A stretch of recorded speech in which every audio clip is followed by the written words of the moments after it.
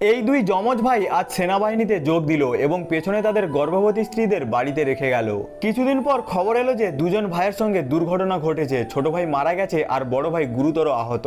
এ কথা শুনে ঘরের বউয়েরা হাহাকার করে কাঁদতে লাগলো। ঠিক তখনই গ্রামের প্রধান দৌড়ে এসে বলল বড় ভাইয়ের অস্থি বাড়িতে পৌঁছে গেছে।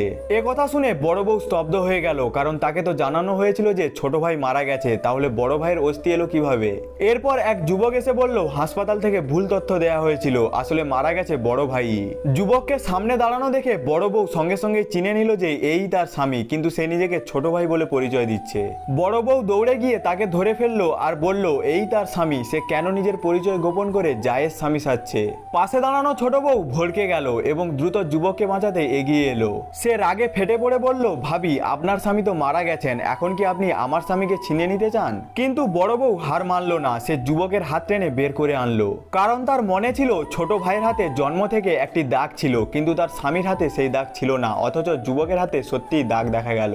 বড় বউ হতবাক হয়ে গেল, কিন্তু বুঝলো এ দাগ আসলে নতুন, জ্বালিয়ে ইচ্ছে করে তৈরি করা হয়েছে, তবু প্রমাণ যুবকের পক্ষেই ছিল। গ্রামের মানুষও তার কথাই মানলো, সবাই উল্টে বড় বউকেই দোষ দিল, সে নাকি দেবরের ওপর খারাপ নজর দিচ্ছে। অসহায় হয়ে বড় বউ চুপ হয়ে গেল এবং মনে মনে স্থির করলো শিশু জন্ম নিলে সত্য একদিন প্রকাশ পাবে। কিছুদিন পর তার কোল জুড়ে এলো এক ছেলে সন্তান। শিশুটিকে যুবকের কোলে নিতে দেখে তার আশা আবার জেগে উঠল, কিন্তু অতিরিক্ত আবেগে সে অচেতন হয়ে গেল। যখন জ্ঞান ফিরল, যুবক জানিয়ে দিল শিশুটি মারা গেছে।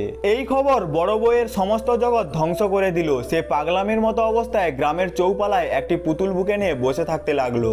দুষ্টু ছেলেরা প্রায়ই তার পুতুল ছিনিয়ে নিয়ে মজা করত।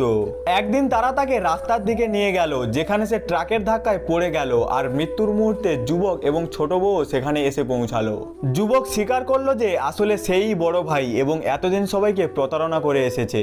বড় বউ শেষ নিঃশ্বাসে প্রশ্ন করলো সে কেন এমন প্রতারণা করলো। যুবক জানালো তাদের সন্তান আসলে মারা যায়নি, সে লুকিয়ে রেখেছে।